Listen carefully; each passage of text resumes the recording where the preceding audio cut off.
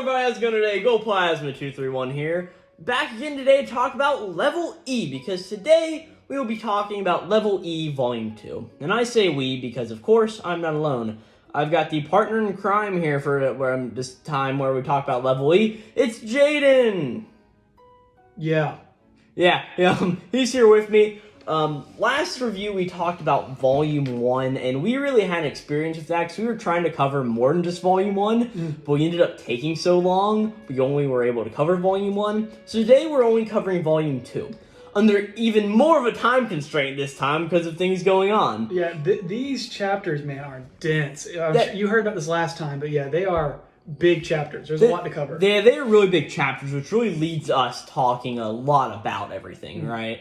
And as always, before we get started with talking about the chapters we're going to be covering today, which are chapter number 6 through chapter number 10, which is volume 2 of the original serialized manga. Because if you don't know, Level E actually got a special edition in like 2011 with only 2 volumes, so they shoved like 8 chapters in each. Interesting. So, yeah, it got a little bit of a special edition. Even bigger volumes. Yeah. They would take all day to read. Well, you've got to realize, the funny thing about Level E is that it's still only about a 200-page volume. Yeah. The chapters are just so much meat on the bones of them. There's a lot of dialogue. There's just so much dialogue and so much to everything going on. But like I said, they're just only talking about 6 through 10, and before we get into it, let's talk about what happened last time, and also, if you want to hear our thoughts on the last volume of Level E, we have that down in the description box down below. You can go check it out, along with our reviews on other series like Fire Punch, Nisekoi, and Steel Ball Run, and we can't leave out Time Paradox Ghost Rider either. So if any of those sound interesting to you,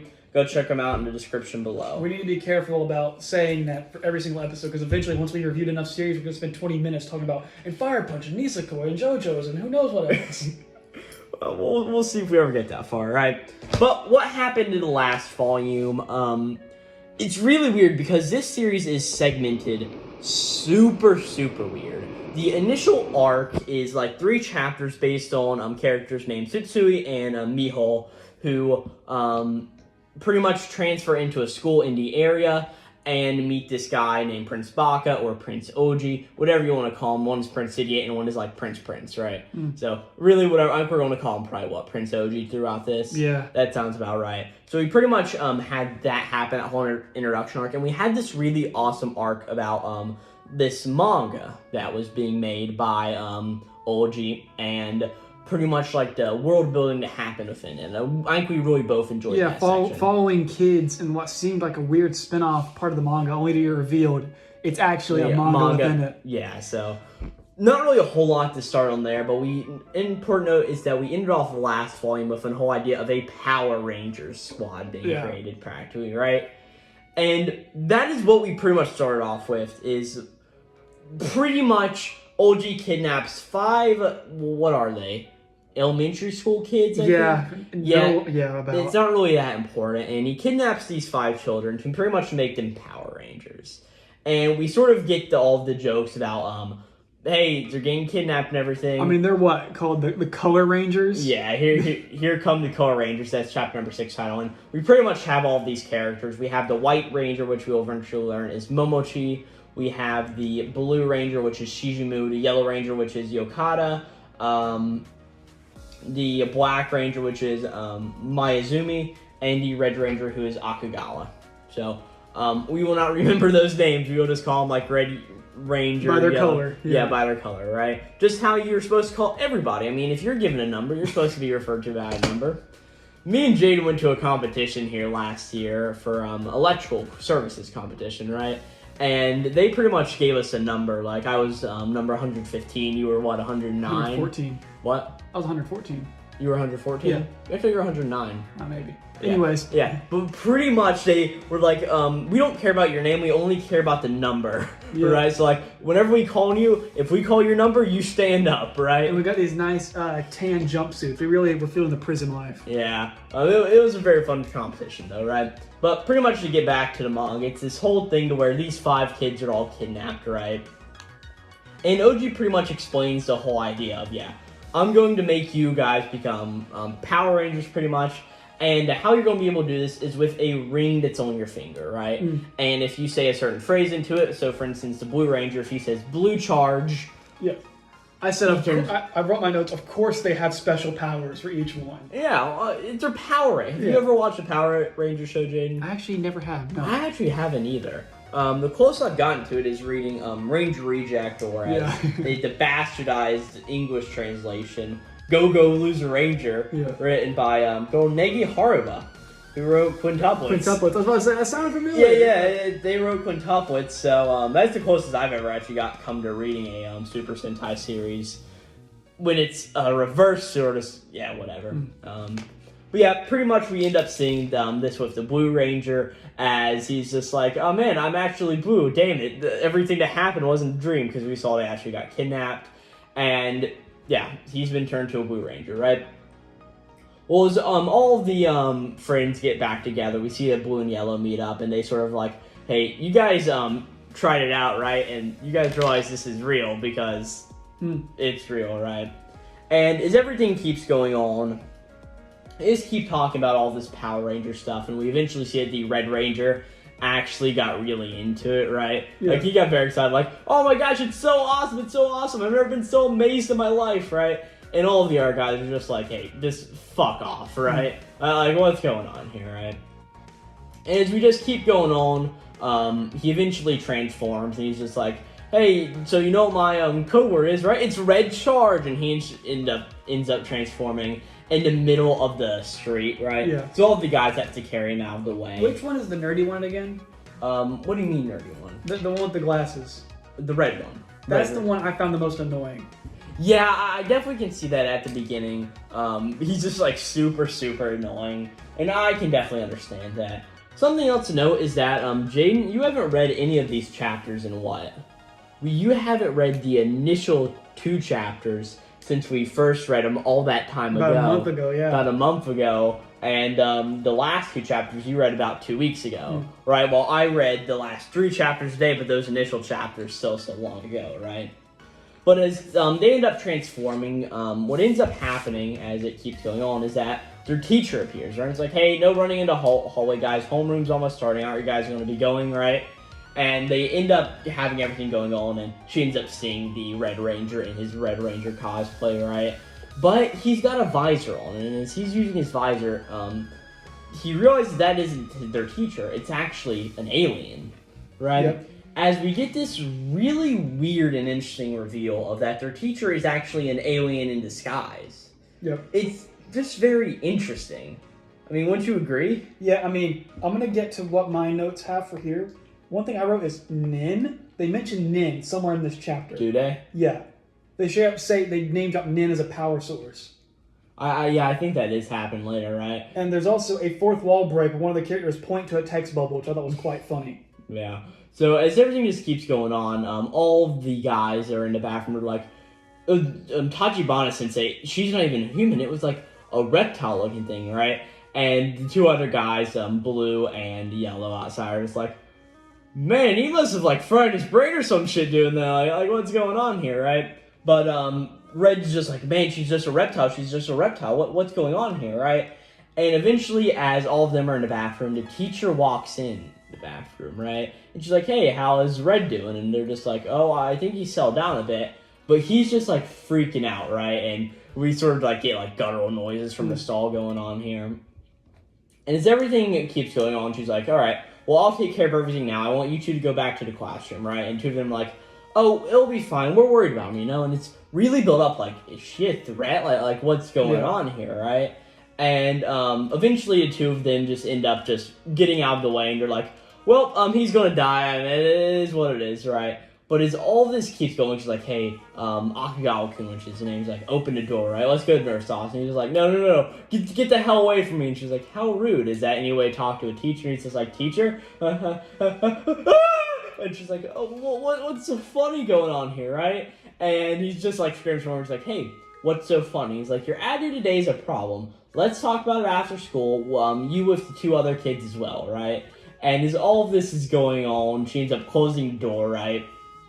And we don't really see any more of Akagawa for a little while. As we cut over to all of the other guys, the other colors. Yeah. Right? So what is it? White, blue, yellow, Red. No, red's the one who got blue. Black. Don't have the magic colors here, man. Well, what's going on? We don't have a green. Can't tap for green. They were just missing green, that's it. But what about yellow? Yellow are the gold cards. Yeah, there's gold cards in Magic? Yeah, multicolored ones. Really? It's because we always have them full art. You can't see it, they're gold. Oh. Yeah, we've been playing Magic Gathering lately. I wonder if you can tell that. Hey, before we're recording this video, I just did a nasty sweep of the board we were playing. Yeah. What did I play? Door to Nothingness. Door to Nothingness, and it actually worked, fun fact. But, maybe we'll read, Destroy Humanity, It Can't Be Regenerated. It's not finished yet. No, but we can do reviews. You do Oshinoko. I do, but that's like, there's like 50 chapters of that. Anyway, level E. So as it keeps going on here, all the guys are just sitting around, and all of a sudden, it seems like somebody's talking to them through like their brainwaves, and somebody says, "Haha, it looks like you guys have already discovered an unidentified life form." And everybody's like, "Oh crap, what's going on here?"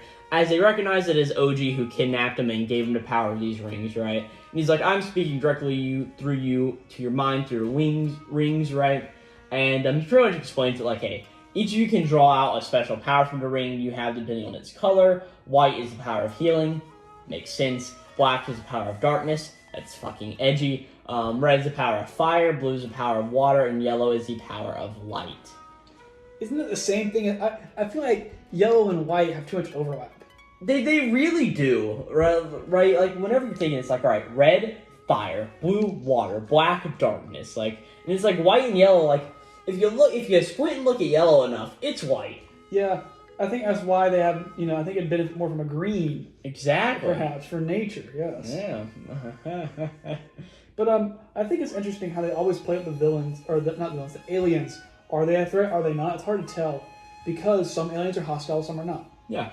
And he pretty much just explains, like, furthermore, you can also draw the powers of your colors by combining two of your colors. For example, yellow and blue combine to make green. This is power of plants, easy on both the earth and the eyes, right? You can combine powers, makes sense. Let's see, red and blue would be purple. Yep. Is that colors? What's the power? What the fuck would power purple have? Ultraviolet light? No, Power but like, purple would have ultraviolet light, which is good for fighting vampires. We're really killing. I wouldn't put it past Togashi that put some vampires into level 8 because, I mean, they're aliens, right? Yeah, well, in JoJo's, they actually do use UV lights to kill vampires. Really? Yeah. Is that how they kill Dio? No. Oh. In the second part, the fascist-occupied Germany. What the fuck? From World War II. I'm trying to avoid any trigger words. Yeah. Used UV lights to kill the pillarmen. Okay. They got big UV spotlights. Do I need to read part 2 now? Maybe. I don't know. That just seems weird, right? But pretty much just going on to explain, black and white combine to make gray. It's the power of Disintegration? Disintegration, yeah. And he's like, I don't recommend you use it, right? And the entire time, the Red Ranger's like, hey, what about red? Can you tell me, like, what red can combine to do? We told you already. It's purple, ultraviolet light, man. Come on now, right? But he's pretty much like, by adjusting each other's nin, you'll be able to draw the power of such fantastic colors as reddish gray purple. Nin. There you go. Yeah, it's nin, right? And he's just like, first you'll be drained scientifically by transforming, but with proper training, your stamina will rise quickly. So it's pretty much, same idea is like whenever you use a muscle, right? You're going to be breaking it down at first, but the more you break it down, the stronger it becomes, and just that basic idea, right? He's like, I hope you guys put up a good fight, right? And as everything is just going on, we continue going on, and everybody's like, all right, we're going to defeat OG with these powers, right? Don't have to worry about this shit. And all of a sudden, they're like, all right, by transforms, we can beat them, right? As all of a sudden, they're like, she's here, right? As it's the teacher, except she's transformed into this reptilian form. And it's this big thing where they're all like, holy shit, what the fuck? And she's like, yes, this is a form I usually take. And she's like, and if I control the index of refraction at the tackle points, she can make her look like a human again. That's which is a little weird because do you know what the index of refraction is, pretty much? I do not know. So this is a physics concept that pretty much means when light enters a medium. How far it gets distorted? How far it gets distorted, right? So like in air, there is an index of refraction of 0, right? But in water, it's like a 1.33. That's like whenever you put like colored object in water or like a straw, how it looks off-centered, right? It's because the index of refraction, which is a very interesting scientific way just to say, yeah, I can make myself look different. It's BS. Yeah, it's completely BS. I mean, like, how are you... You have, like, a area of, like, air around you, like a layer... it's like, how do you trigger that? JoJo has a lot of stuff like that where it's like, I can explain this using science, but the science is BS. It is like the, Volume 14 of Steel Ball Run, the Wake Up Hippo fight, right? With... Gyro... left side ataxia, yeah. No, not left side ataxia, but, the whole snowball thing they did to defeat him. Oh, with the snowflakes? Yeah, snowflakes, right? It's like, that. I guess that's rooted in science, but it really doesn't make fucking sense at all, right? It's just that really stupid thing, right? Now, the teacher, Tachibana Sensei is like, hey, now answer Sensei's question here. This morning you were saying something about transforming. How'd you really find out who I was, right? And they're like, hey, before we answer, can you go back to your, like, teacher form, right? And they're all just, like, freaking out. As she ends up seeing the ring, and she's like, oh, those rings, it looks familiar. Oh, that's right. It's a transformation ring from the Galactic Mail Order toy collection that used to be really popular, right? And they're all like, wait, it's a toy, right? And, but they're like, hey, we found out who you were by using these things, right? As Tachibana Sensei pretty much realizes that, hey, those are just supposed to be dress-up outfits to satisfy kids' cravings to want to be Power Rangers. Like, they don't really have things. And she eventually, as it all keeps going on, she learns that Prince Oji is part of this, and she's like, right, so he must have modified the rings to give powers to make all this bullshit happen, right?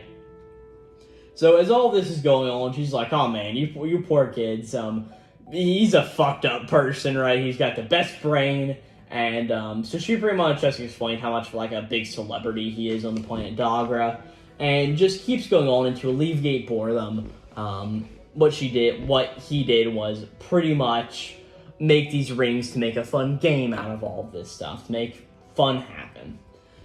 And it's pretty much just keeps going on. We hear that OG comes into the mind space of these kids again. It's like, hey, yeah, for the most part, it's exactly as she said, right? And all the kids are like, man, he's just really low to do all this shit, right? So it's just a bunch of big self-depriving remarks, mainly focused at OG, right? And as everything has been going on here, right, pretty much, OG pretty much tells him, like, hey, that's a misunderstanding. She's the one who deserves to be called a true villain in the first place, right? And OG explains that this teacher is actually a first-class assassin, a cruel, cold-blooded killer who even take the life of a baby if the price is right. Really making her out to be a scum of the earth, pretty much, right? And as everything is going on, they're like, hey, you're an assassin, right? She's like, yeah, it's true, but I have a bounty in my head, too. And we sort of just get world building as she eventually says that it's her dream to save money and travel to every corner of the galaxy. And even in one part of her dream was even become to planet Earth and become a teacher, too, which is something that she actually achieved, right? And so they're like, oh, so people bad like that exist in the galaxy, and OG's just like, yeah, see, she is a bad person, right? Just a bunch of jokes aimed at OG's remark is just really the main thing, right? But as everything just keeps going on, there's more stuff about, like, so you'd even kill babies, and she's like, right price, and she's like, babies are expensive. Right price. Right. And she's just like, so expensive, in fact, that nobody would ever be able to pay for it. Sort of just making her a more interesting character all of a sudden, right? As, all the kids are just like, all right, that makes sense. You're actually a good person, not a fucking bad person, right? And, all the kids then turn on OG and like, hey, you are the biggest asshole here, right? And pretty much, fuck, I forgot most of this chapter existed. Yeah, I mean, like, it's just so dense. We're 32 pages in. This is an entire arc of a normal manga. This would be like 3 or 4 chapters long. Yes. The chapter would cut when it's revealed it's an alien, and then there'd be another chapter after that. Yeah. You know? So, as everything just keeps going on, they talk about, like, how as long as all the kids are wearing the rings, the voice reaches OG's head no matter what. And they make a weird joke here, like, so it's possible to make you listen to endless melody of Neil Diamond songs. Yeah. It's just like, okay, like, there's a way funnier reference to an artist later in these chapters, But, like, this is like, okay, Neil Diamond songs, right? And there's a little small translator note that the original singer was a Japanese guy, but nobody will know that. Nobody would know it. So he changed it to, like, another sort of a singer, right?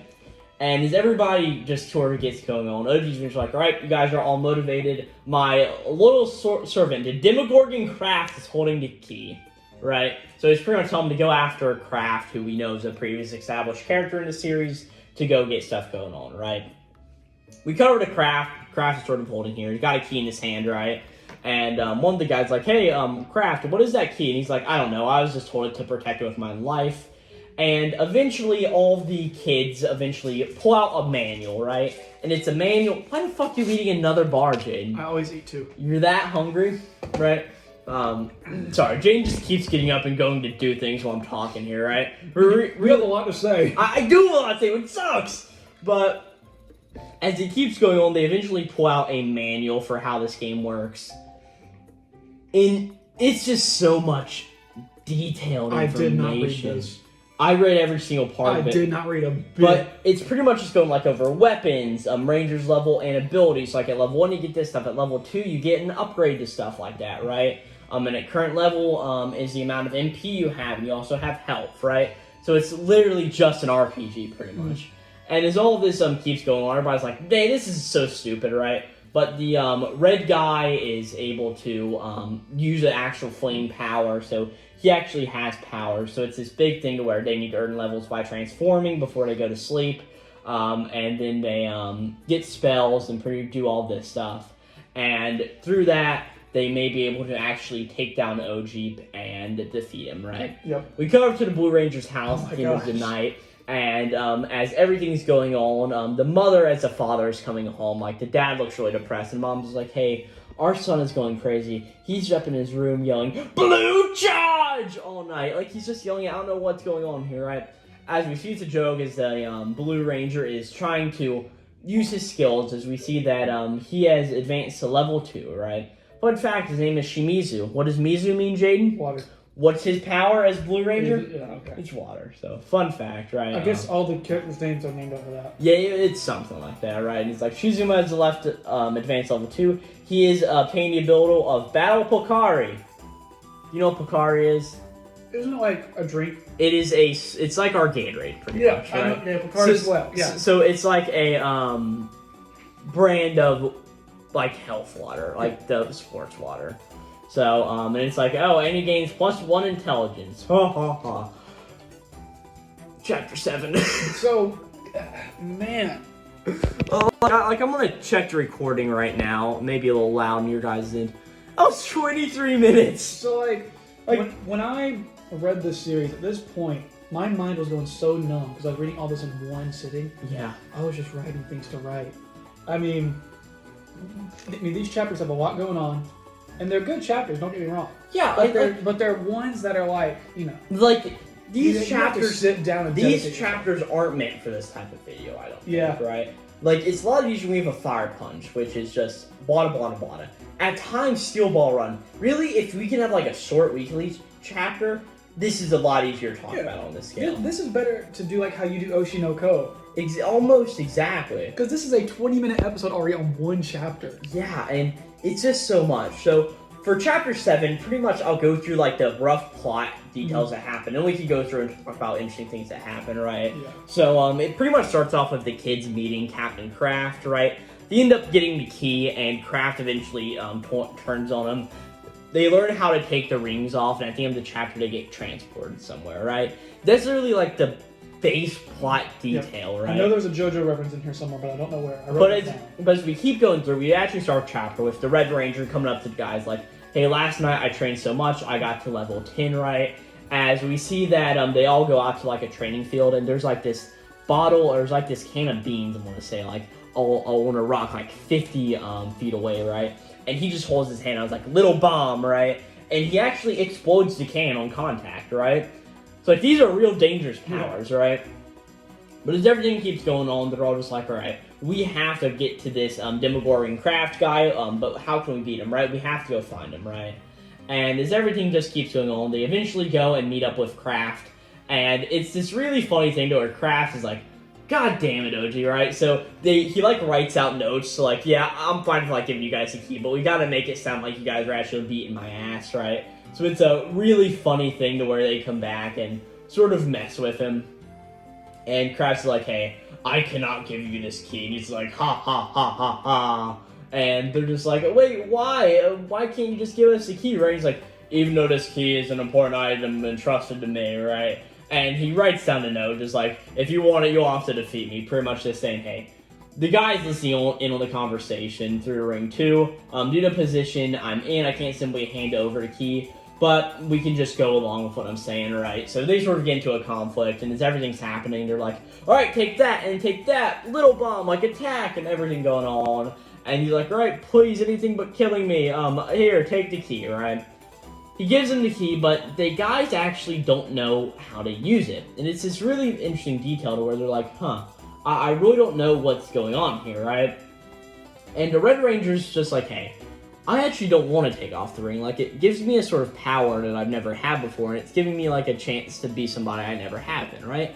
It's a decently nice moment, in a way. Sort of just saying, like, yeah, this sort of has given me a fun purpose to live, in a way. Something I did not have before. Yeah, it's kind of hard to say that because these are children. Yeah. Children typically don't have, like, big goals. They have to aspire. Alright, so let's see. If these guys are in elementary school, tops for what, 11?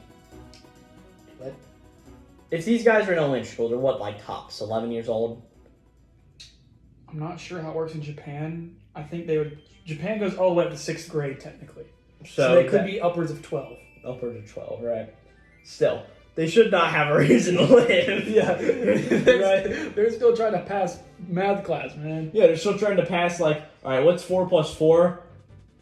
Fuck, that's like 8, right? Alright, what's 9 plus 9? Fuck, 14! No. But as everything keeps going on, there's just some more stuff to where, you're going on here, and, like, how do you use the key, right? And eventually, one of the kids Black realizes that, hey, maybe they could talk to Tachibana-sensei, the teacher, to ask him how to, use the key, right? And she pretty much just say, hey, it's a mail order catalog item, right?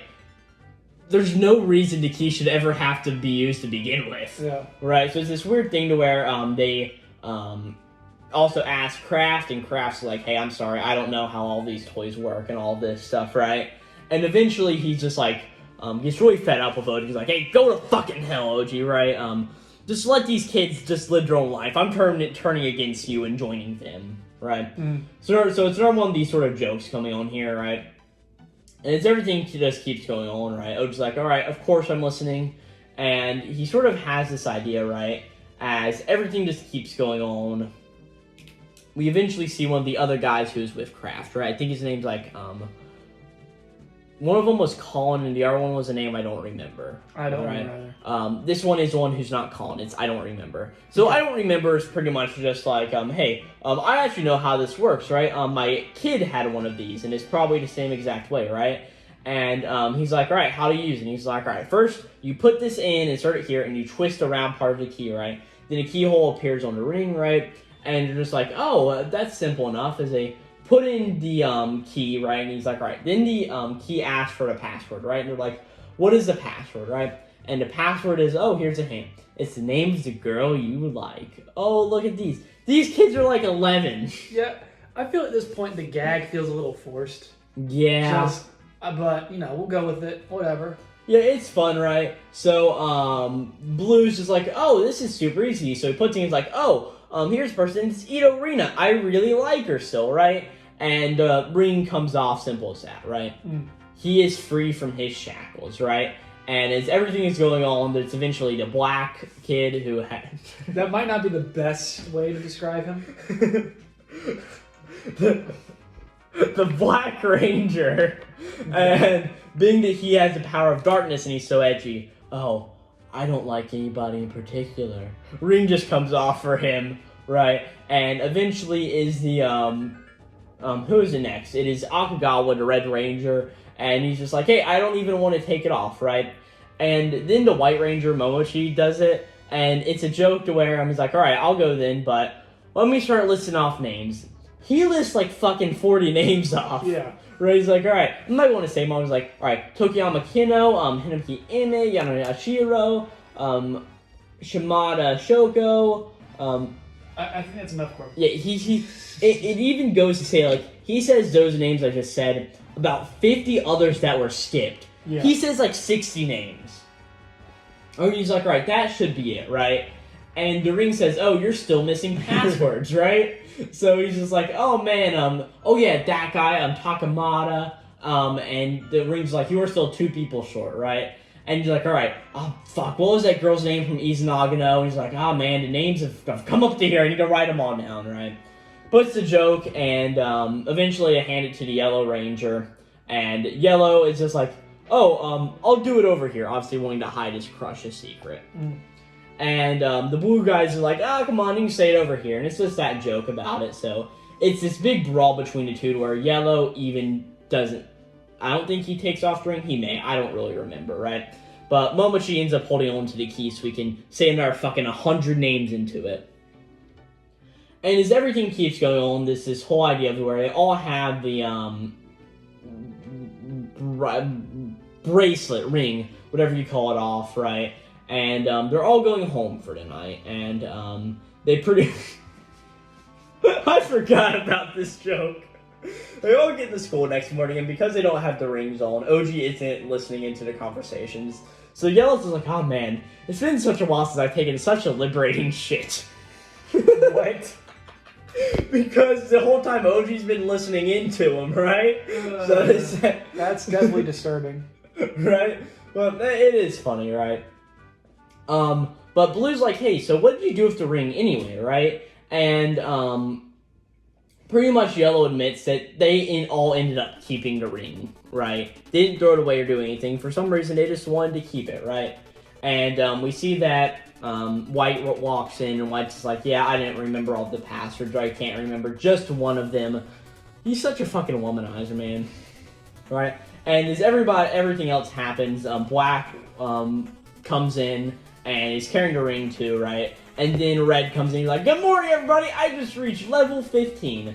But as he steps in the room, all the kids get transported off. They get isekai. They all get isekai'd, right? To Greed Island.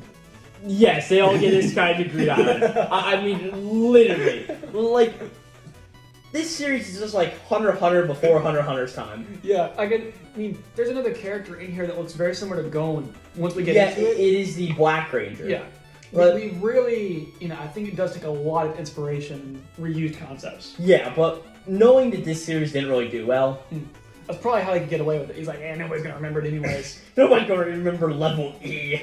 Right? But as everything keeps going on, they all got transported to a place, and we pretty much see that the condition for all of them to get transported was that all of them would be in this room at the same time. So they get transported to this game, and it's pretty much just a really big RPG. This really weird head-looking thing comes towards them, right? But they're able to escape it with Red using one of his little bomb powers. Yeah, they have some really weird enemies here. I do like the designs of them. Yeah, and pretty much he uses his level 15 power, and all the guys are just like, hey, wait, what level are all you guys at, right? And they are all just super low, really bad level. Chapter 8! We're on Chapter 8! We're on Chapter 8! This chapter is titled The Crying Game. Alright. Chapter 8, The Crying Game, as it pretty much goes on, we get introduced to the RPG game builder, pretty much saying that, a lot of planets have been sort of transmogrified into actual, game planets, right? And it's pretty much just a lot of world building saying, like, yeah, people end up turning these planets into games, and some people buy them just so they can have a fun time going through. There's this really weird island and stuff going on, and eventually as we get through it, there's this whole big idea of, this is an RPG, they're going to do the RPG concepts, right? Go to the town, speak with people, right? They eventually meet up at a town, right? And Black is pretty much just like, alright, here's pretty much what we need to do, right? We need to talk to somebody, don't give us a quest, and from that we go to here, pretty much just explaining RPGs, right? I noticed that, I'm sure we've probably all played RPGs at some point. I noticed that the setting kind of reminds me of Hell's Paradise, the island. I can sort of see that. It's just like weird animals. It has the very strange half human, half beast kind of things. Yeah, half human, half plant. Yeah. Yeah, I can definitely understand that, right? If you don't know, that is Jigoku Raku, written by Yuji Kaku. From what I've seen so far, it was pretty good. Yeah, Hell's Paradise? Yeah. Well, I did a few reviews of Hell's Paradise on the channel. I actually need to get back to them, but this is level E, right? I think we've said it about 5 different times. But as everything just keeps going on, they eventually get to a town where there's a character who's just like, welcome to the town of Hamajari. And you're like, can you give us any hints about welcome to the town of Hamajari?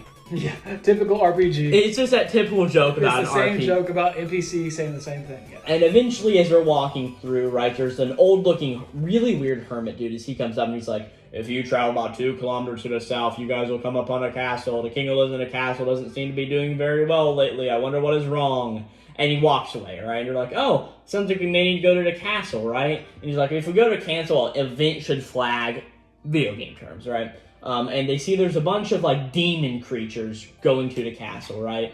And eventually the weird guy comes again. He's like, the Dragon Knight Squadron are the direct command of the Dark Lord flies towards the castle, located roughly 2 kilometers to the south of this town every day at a certain time, right?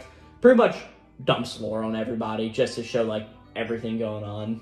Yeah, the typical lore dump NPC is... Yeah, I mean, they're really playing to the tropes hard here. Yeah, well, I do think it is very funny. Just, we can't reference all the jokes and just going...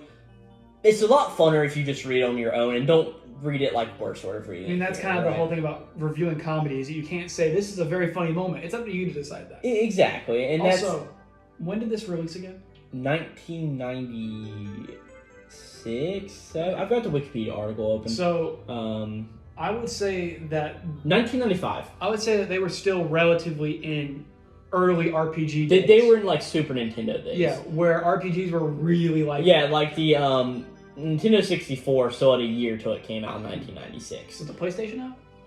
Original PlayStation that was 1999, if I'm not mistaken, or 1998. Yeah, neither of those were out yet. It was really just your Genesis and your Super Nintendo at the time, which both had great RPGs on each system, like Chrono Trigger and a bunch. Yeah. Level E.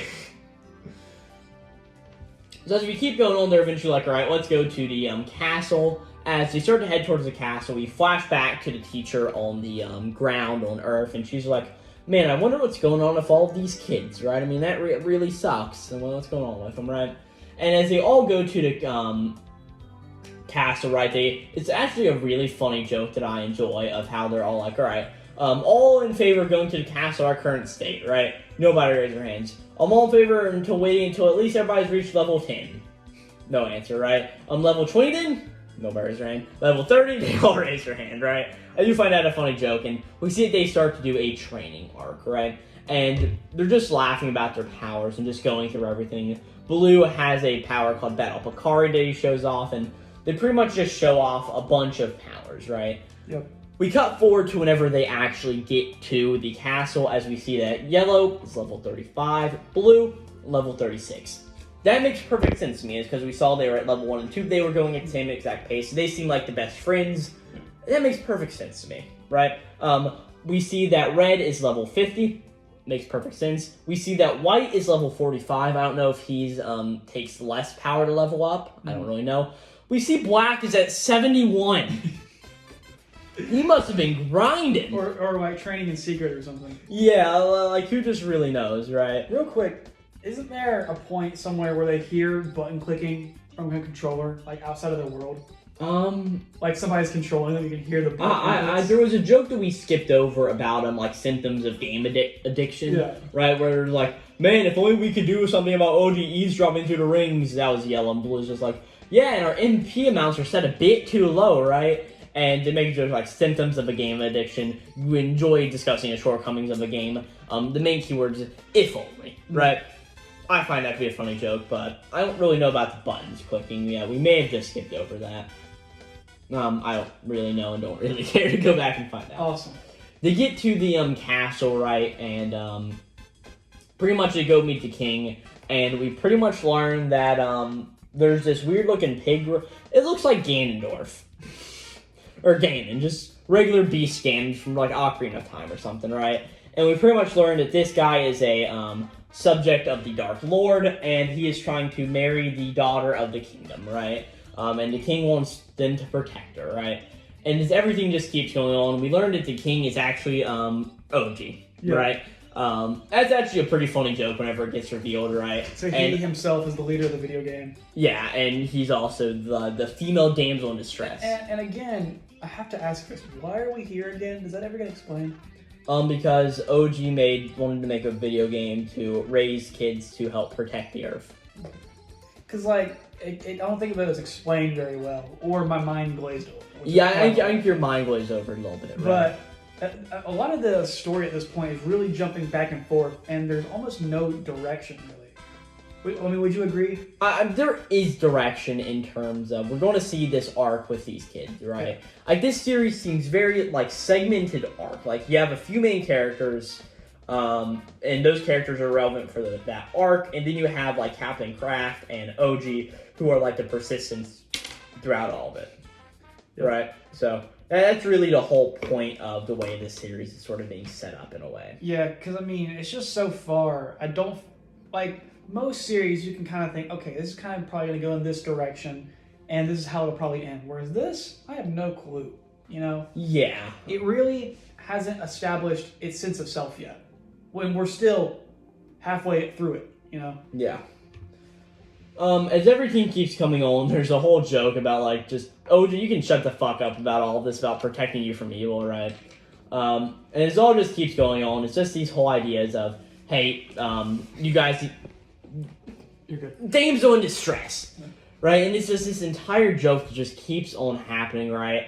And it's this entire idea eventually of unless they beat the Dark Lord, they cannot leave the planet, right? And they eventually like, hey, OG, you gotta realize that applies to yourself too. And he's just like, oh shit. I guess it does. It'll be fine. So like I said, it's just this joke about OG didn't realize the whole idea of he has to also aid them in defeating the Dark Lord, right? And eventually it's more ideas of like, well, the Dark Lord has this rampant AI that like keeps him... This is like AI before AI was really a big deal. This was like 1995, man. That didn't even faze me when I read it, but you're right. Yeah, because now we're in 2023 where we think of AI as such like a big idea, right? Yeah. But eventually he's just like, all right, I planned a game where you don't fight the Dark Lord here until the second time, right? But the more aggressive you are with him, the more he looks at you with a rival, the more you can sort of challenge him, right? Yeah. Well, they sort of start to fight him, and he uses this massive claw attack, and it cuts off a part of Red's hair. It's actually a funny joke, right? And this is the point where we learn what level the Dark Lord is. He is, guess what level he is, Jaden? I don't remember. Is it like 300 or something? 1,300! Oh. Right? And all the kids are like, we're like level 50 at most, right? Like, we're not powerful enough to beat him, right? And it's this whole idea of where... OG's like, yeah, so you guys have all of these monsters you're going to have to deal with. There's really no good way out of this. And as everything just keeps going on, it's this whole idea of where OG ends up going with this demon lord, or that whatever, I don't fuck, Dark Lord. Yes. And it's just like, very well, I cannot subject the citizens to any longer. I shall become your wife, being that he's agreeing with the demon lord's request. And eventually he's just like, hey... you guys don't come after me, I'll contact you guys again, so it won't really matter, right? And as he's walking away, he's sort of saying, oh man, things are finally getting ready to get interesting, right? And that is where we end the 8th chapter. So, what's all this at the end right here? Oh, that's just, right, that's not nothing. Oh, it's an extra, okay. Yeah, it's volume extra. So yeah, next is chapter number 9, Game Over. Alright everybody, so you may realize that the sound quality has suddenly changed from last time we recorded, because me and Jaden are doing a second recording for this video, and right? yet we are now outside, so you get to enjoy the sounds of nature. Yes, you get to enjoy the sounds of nature, and also us sweating our asses off, and I think, what is it? 94 or so? Yeah, it's about 94 degrees outside. Granted, it's not like 110 or something, right? We got the sun beating down on us. I mean, it isn't pleasant, there is no shade. Yes, but pretty much last thing we talked about was chapter number 8. So we're just going to start Oh my god, the metal's hot. Ouch. Alrighty, so we're going to be starting off with chapter number 9, Game Over. This had a really cool cover art. I like this cover. Yeah, sort of with the, it's almost like a Kamehameha that, Baka is, or OG, the OG is sort of giving out, but it's just not a game over. And it starts off really weirdly with just, like, narration talking about, like, the Dark Lord is a machine, yet he never grows, and yet... The Dark Lord is a machine, and yet he grows and develops. I don't understand why you'd say he's a machine, and yet he grows and develops. Yeah. I mean, we know that this guy's already AI-based, so... But pretty much it's saying that nobody knows what the Dark Lord looks like because he always covers himself with clothes and stuff, right? And... Is that a gunshot? That's my mailbox. Oh. Thunk. That's... Twice? Here. Oh. It bounced. He just threw it down. Oh, that was a mailman? Yeah. Oh. Well, we're recording this outside so you get all the good old sounds of nature. If I put a steak in my mailbox, it would damn cook. I have medium rare by the time I went to grab it. Yeah, I mean, that's where we're getting this done fast. But we really get this really weird dialogue because it seems like... So OG has pretty much escaped the capturing of his captor, which is the Dark Prince, not Dark Prince, right? His name was like Lucci or somebody. Yep. He was the knockoff Ganondorf looking guy. And, oh yeah, there's there's the nail truck and our notes blowing off into wind. But, so yeah. Yeah, pretty much we get this joke of where Baka has come out of the Ganondorf's clutches. And so we see that Ganondorf sort of like reading a book on weddings, right? And OG's in like a back room communicating with the 5 color rangers. Yeah. And he's pretty much expelling all of the lore of the series, right? All of the lore of this sort of idea is like, all right, so first, Red Ranger's level 100 spell is Bust Gas Bukahatsu, right? An effect... Batsugatsu Bakuhatsu. Yeah, it's Japanese tongue twisters, basically. Yeah, and an effect is on a large explosion large enough to blow out a bus. Your level 10 spell is Bust Gatsu Bakahatsu, Bust Gas Bakahatsu, and it's pretty much like for every level they're adding more tongue twisters to it. It's nearly impossible to say it. Yeah, and that's a joke, because he's just like, I can't read this. Like, what am I supposed to do here, right? And the Blue Ranger's level 200 spell is the frog goes hoppity hop hop hop hop hop. His friend goes hop. He goes hop together. They go hop hop hoppity hop hoppity hop hop hop hoppity hop. And you got to say that in 2.5 seconds. So it's really just a joke of how they can't get these names out. But as they said they did an anime adaptation for this. Yeah. I wonder how they did that line. Oh, gee. And it's even dubbed, too. They must have sped it up when they did it. Yeah, it must have been. But I really like all of the jokes here is like, so the Yellow Ranger's level 200 spell is he's got to do Dennis Larry's asshole. He's got to say Dennis Larry's asshole with enthusiasm. It's just like, Dennis Larry's asshole. And then the Black Ranger has to read Haikyuu sections backwards, and him being a little edgy fuck he is just like, oh, it'll be simple, right?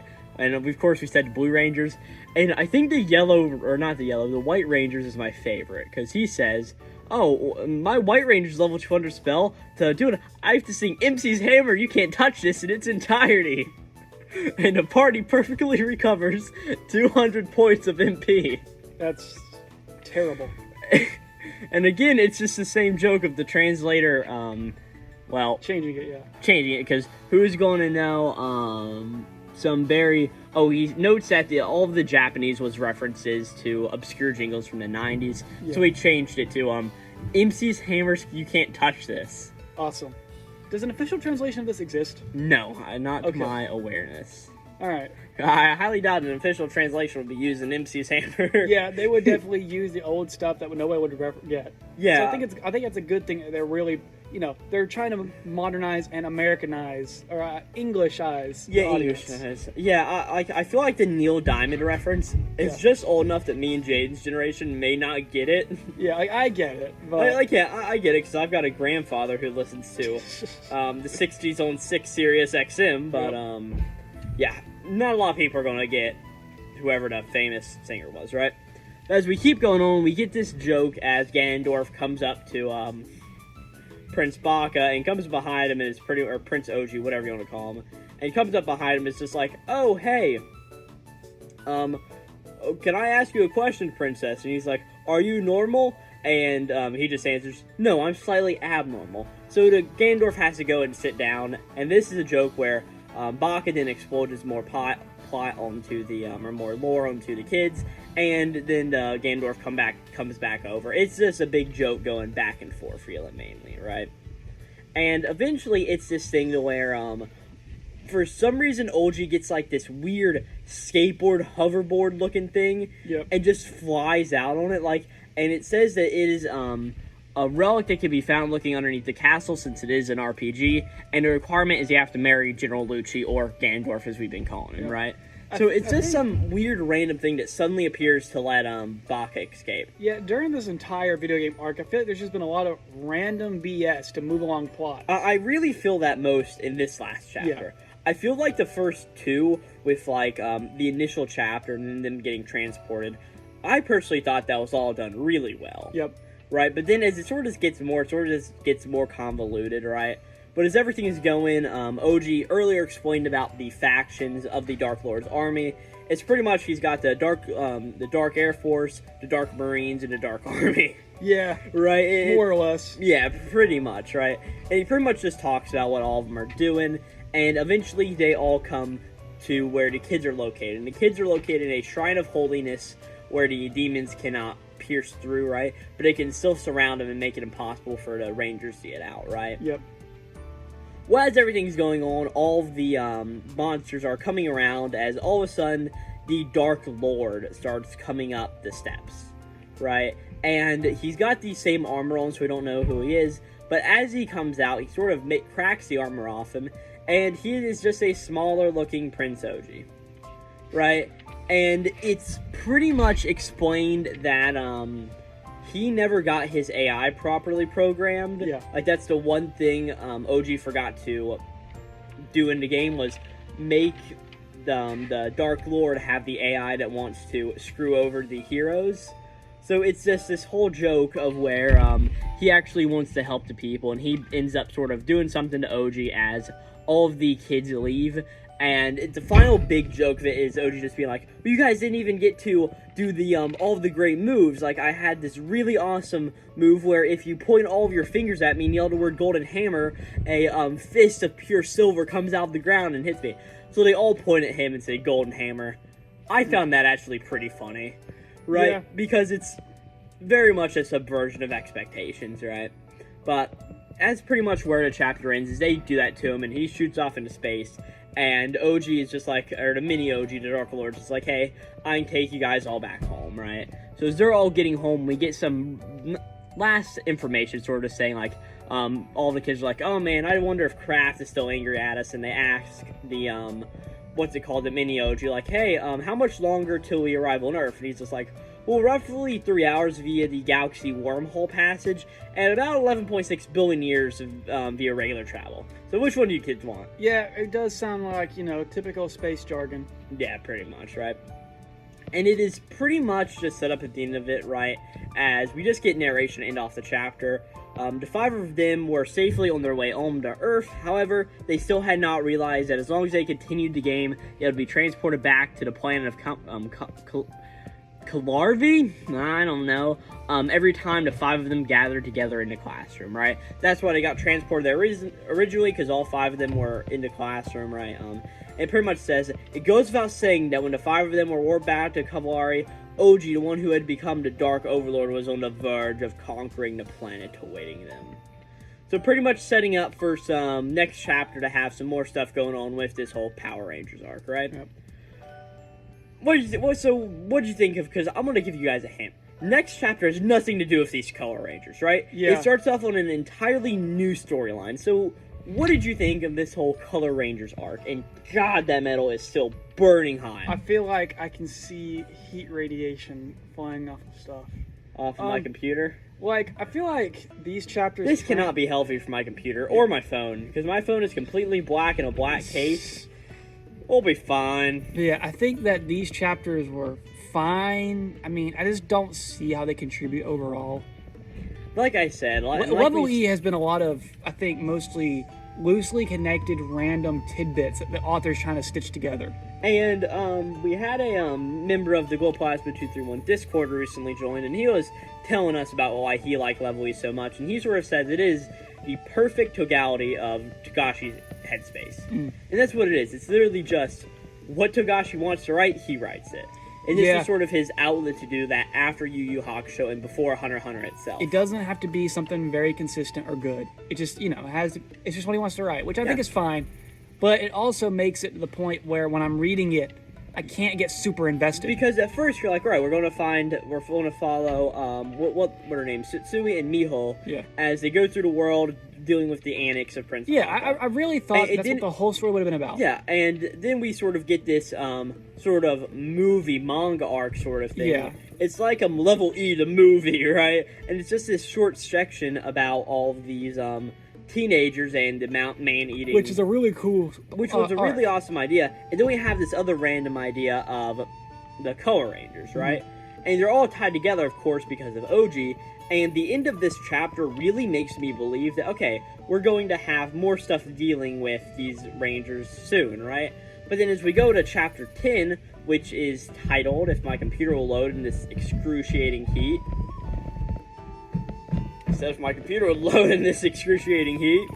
It might not. But yeah, I think that it's kind of set itself up as kind of like an anthology story. You can hop into any chapter at any point, and you don't have to know what's going on, kind of. That is a really good way to put this, I think, is that as long as you know the key characters, if you can open up Wikipedia, you can understand this story.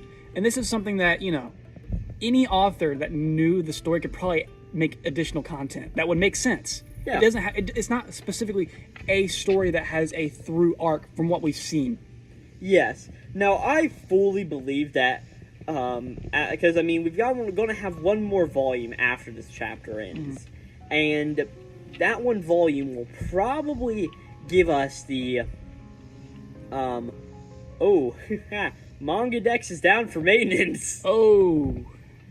I don't know if that's because my computer is not doing good. No, it would. Your computer wouldn't be functioning at all, period. Yeah, so, alright, so that means we are going to be doing this by memory. Freeballing it. Awesome. And you know what? I wrote notes for chapter 6, 7, 8, 9. Guess what chapter I didn't write any for?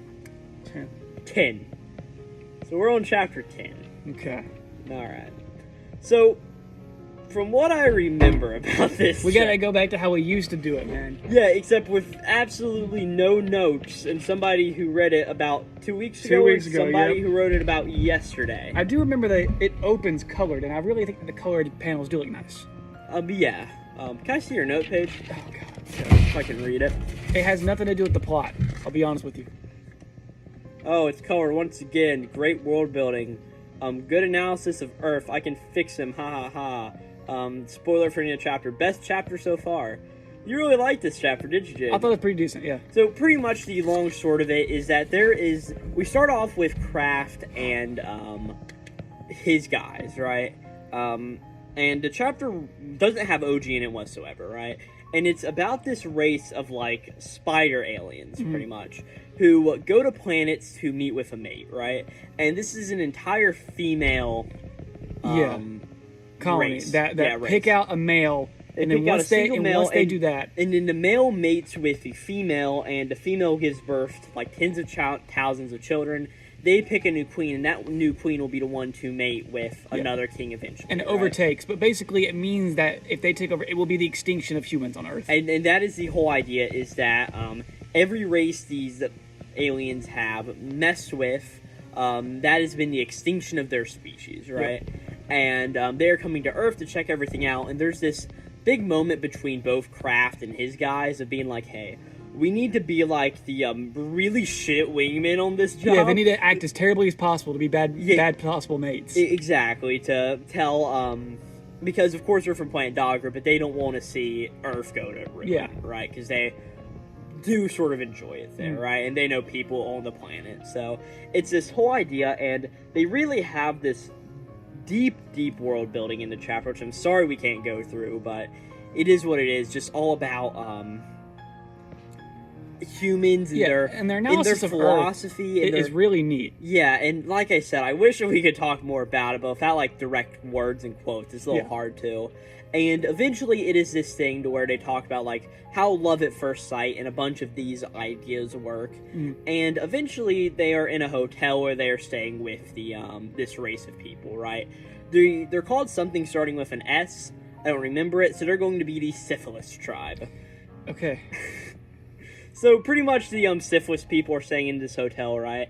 And Kraft and our guys are sort of sitting downstairs, and there are this couple who is in this hotel also. Corbin, you know what syphilis is, right? I do. Okay, just making sure. Well, okay. I didn't know you confused it with Sisyphus, the philosopher. No, what do we want to call it then? Spider people. I think that's a better Spider idea. people, okay. It's less, dehumanizing. Yeah. Anyways, continue. So as we just keep going on, there's these two people in this room sort of having a lover's spat, right? And we see that they're sort of having something, and we sort of referenced them a few times throughout chapter. So it seems like the woman of this relationship leaves and walks out of the building, and then who we assume to be a male person and the leader of the Spider people who's looking for a mate sort of see each other and have this love at first sight connection, right? And we sort of just go through the chapters, they're sort of getting to know each other, and at the very end, it's this reveal of, this guy's actually a girl.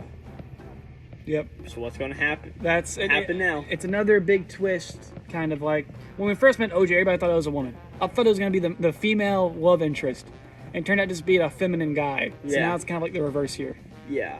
So, and you said this was your favorite chapter so far. Why do you think that? I don't remember. Okay. I mainly don't remember, but I like the interaction between the spider people. I think their race is really interesting and how they pull it off. And I really like the philosophy they go into in this chapter. Like the analysis of humans, I thought that was really well written, and it felt like something that the author just wanted to express. Yeah, and there are definitely a bunch of series that do that, like break down human philosophy or other ideas. So, but I think it was a good, serious chapter that had really good humor. I think that it was well paced and timed. Yeah, I can see that. So that is going to be these 5 chapters for Level E Volume 2. That's right. My brain is literally fried. But yeah, overall, I think that this volume was pretty good. I mean, the Space Rangers, I personally think are a little ridiculous. Yeah. But I thought, like we were talking about earlier, this is a very hard series to truly talk about because it's a comedy-based series, and the comedy is going to be perspective on you, the viewer. Yep. And what we find funny, like the MC Hammer joke, may not be funny to you. And another thing is that so far we've reviewed a lot of story-driven stuff, and story is pretty easy to analyze. Do they have good characters? Is there a good plot? Is there a good villain? Does it keep you interested? Whereas this is more of an anthology kind of series from what we've seen. So it's like, does each chapter have something interesting to keep you going? And I definitely think most do. Like we were talking about last time, the manga arc. The manga arc was really cool. I like that. It did do a lot to do that, but then we also have other arcs like this Kill Ranger arc, which I can see at times if you're like, yeah, I'm not really too into that. Because like when I first read this series, I read the first 7 chapters in one sitting. And going from that to that to that to that, all in the span of like 2 or 3 hours that I read these, was a huge tonal shift between each one. Oh yeah, by far. Whereas if I was reading this, was it a monthly series? Yes, I think this was a monthly series. Whereas if I read it monthly, it'd be more like, okay, cool. What are we jumping into this month? Yeah. What story is Togashi going to tell this month? Yeah. Whereas like if I'm reading JoJo's, I can read 3 or 4 volumes in a row, and they all feel a consistent storyline through. Yeah. Or like Fullmetal Alchemist, other stuff like that. And that's the difference between a series like that and a series like those. Yeah. And I necessarily don't think anyone is a definitive way to write. I mean, if you're an artist and you have a creative vision, you're going to do that creative vision however you want. Yeah, it's just, in the way that we typically quantify manga, it's hard for me to quantify this one. Exactly, and I think that's a very good way to put it. But I'm very hot, I'm sure you're very hot, so we're going to go and wrap up this video here. Thank you guys so much for going through all of our pain in this episode and listening to our review of Level E Volume 2. Next time we will be back in the air conditioning. Yeah, we'll be back in the air conditioning for Volume 3. And once again, if you like this video, hopefully you'll mind dropping a comment down below if you think anything we talked about was weird or fun or any of that sort of thing. Drop a like or subscribe to the channel. Subscribe for more hot content. Exactly. That'd really help us out a lot. And we'll see you guys next week at Level E Volume 3. This will be Corbin and Jaden out. See ya. So, see you guys later.